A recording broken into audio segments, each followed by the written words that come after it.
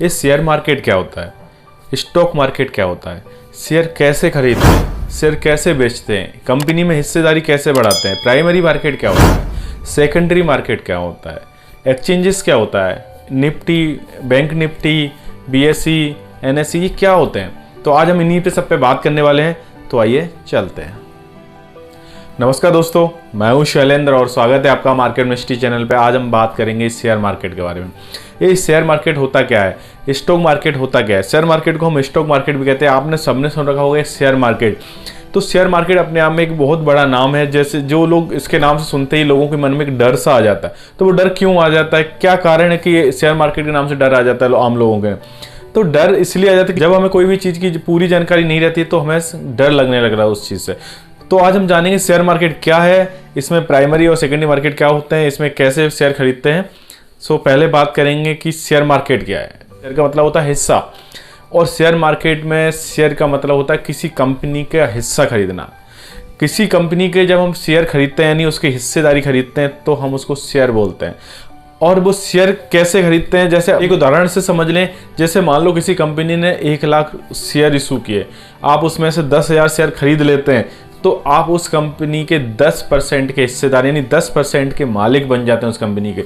जी हाँ, इसी तरीके से इसमें व्यापार होता है, इसी तरीके से इसमें कारोबार होता है कि शेयर को कैसे खरीदते हैं, किस कंपनी कितने शेयर हैं आपके पास, उस हिसाब से उस कंपनी की हिस्सेदारी आपके पास आ जाती है। शेयर बाजार को बेसिकली 2 मार्केट में बांटा जाता है। एक प्राइमरी मार्केट होता है और दूसरा होता है सेकेंडरी मार्केट। तो प्राइमरी मार्केट क्या होता है पहले समझ लेते हैं। प्राइमरी मार्केट का वो मतलब होता है जब कोई भी कंपनी पहली बार अपने आप को लिस्ट कराती है किसी एक्सचेंज में, या पहली बार अपना शेयर लाती है, तब उसको हम प्राइमरी मार्केट के अंतर्गत देखते हैं। प्राइमरी मार्केट के अंदर जब आप सुनते हैं कि आईपीओ, कोई कंपनी आईपीओ लॉन्च करे, तो आईपीओ क्या होता है, इनिशियल पब्लिक ऑफरिंग। ये प्राइमरी मार्केट के अंदर आता है। आईपीओ के जरिए मतलब जब कंपनी इनिशियल पब्लिक ऑफरिंग निकालती है तो पहले वो बीएसई यानी बॉम्बे स्टॉक एक्सचेंज, एनएसई यानी नेशनल स्टॉक एक्सचेंजेस, इनसे बात करती है, यहाँ पे अपने आप को रजिस्टर करवाती है, और यहाँ पे अपना शेयर प्राइस जो पहली बार इशू करती है आईपीओ के अंदर, वो कंपनी स्वयं करती है। तो ये सारी चीज़ें आईपीओ आना, ये प्राइमरी मार्केट के अंदर आता है। अब बात करेंगे सेकेंडरी मार्केट की। तो सेकेंडरी मार्केट क्या होता है। सेकेंडरी मार्केट में जब आईपीओ के बाद शेयर एक बार लिस्ट हो जाता है, एक बार कारोबार करने लगता है मार्केट में, एक्सचेंजेस पे कारोबार करने लगता है शेयर, फिर उसके शेयर डिमांड और सप्लाई के हिसाब से ऊपर नीचे बढ़ते हैं।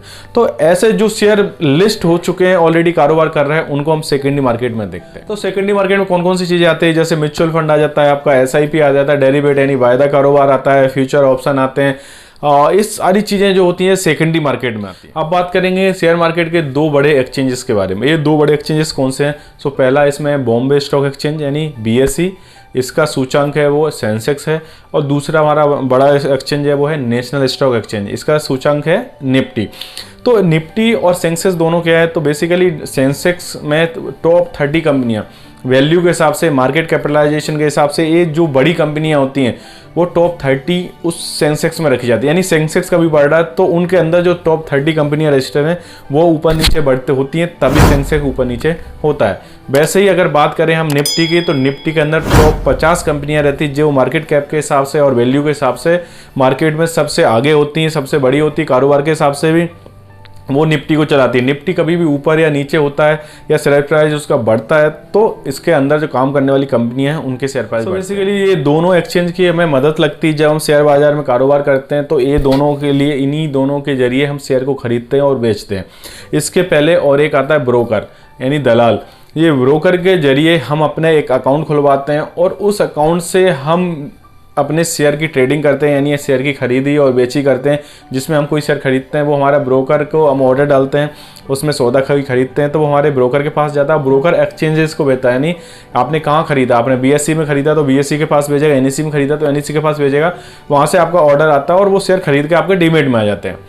तो इस तरीके से हम शेयर की खरीदी बेची करते हैं। अब बात करेंगे डीमेट अकाउंट। ये डीमेट अकाउंट क्या होता है, जब हम कोई शेयर खरीदते हैं या बेचते हैं तो उसके लिए हमें एक डीमेट अकाउंट की जरूरत पड़ती है। तो डीमेट अकाउंट में क्या होता है, 2 चीज़ होती है, एक डीमेट अकाउंट होता है, एक ट्रेडिंग अकाउंट होता है।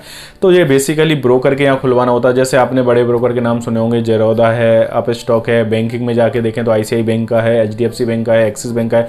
तो ऐसे बहुत सारे जो हैं ये ब्रोकर हैं, इनके यहाँ हम अपना डीमेट खुलवाते हैं, साथ ही साथ वो हमको एक ट्रेडिंग अकाउंट भी खोल के देखते हैं। 2 in 1 रहता है, इसमें ट्रेडिंग अकाउंट क्या काम करता है, जब हम शेयर खरीदते हैं या बेचते हैं तो वो ट्रेडिंग अकाउंट के जरिए जाता है।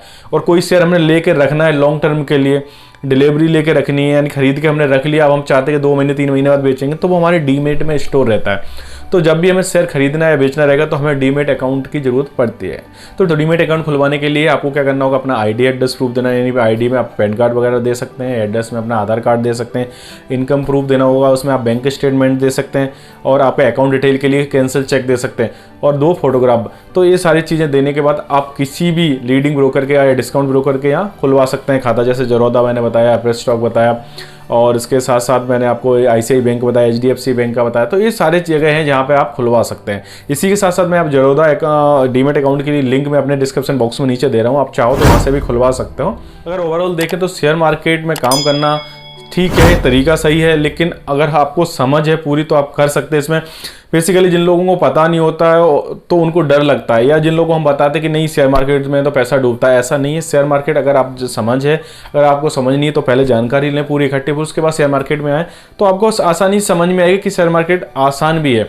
आप उसे पढ़ के तरीके से करेंगे तो बहुत आसान है और बहुत आसान भी लगेगा। आप चाहो तो उसको डीमेट अकाउंट खुलवा के आप 1-2 शेयर की ट्रेडिंग कर सकते हो, उन्हें खरीद के बेच सकते हो, उससे एक आपको प्रैक्टिकल नॉलेज ही मिलेगा, और इसमें बड़ा नुकसान और बड़ा फायदा की कोई संभावना भी नहीं रहेगी, जिससे आप सीख पाएंगे। तो शेयर मार्केट में सबसे ज़्यादा होती है लर्निंग, तो आपको लर्निंग हमेशा रखनी पड़ेगी इसमें, अगर मार्केट में आपको आना है तो ये मार्केट में आप काम कर सकते हैं हमेशा। बहुत अच्छे से मुनाफा लोग कमा रहे हैं, आप भी कमा सकते हैं, लेकिन बहुत सावधानी बरतनी पड़ेगी। उम्मीद करता हूँ ये वीडियो आपको पसंद आया होगा। अगर कोई जानकारी हमसे छूट गई या आपको समझ नहीं आई तो आप हमें कमेंट करके नीचे बता सकते हैं, हम आपके वहाँ पे पूरी सहायता करेंगे। साथ ही साथ अगर ये वीडियो आपको पसंद आया तो अपने दोस्तों में, परिजनों में शेयर करें, जिससे ये जानकारी उनको भी मिल सके। बैंकिंग और फाइनेंस की जानकारी के हमारे चैनल को सब्सक्राइब करें। सो मिलते हैं नेक्स्ट वीडियो में, तब तक के लिए नमस्कार, जय हिंद।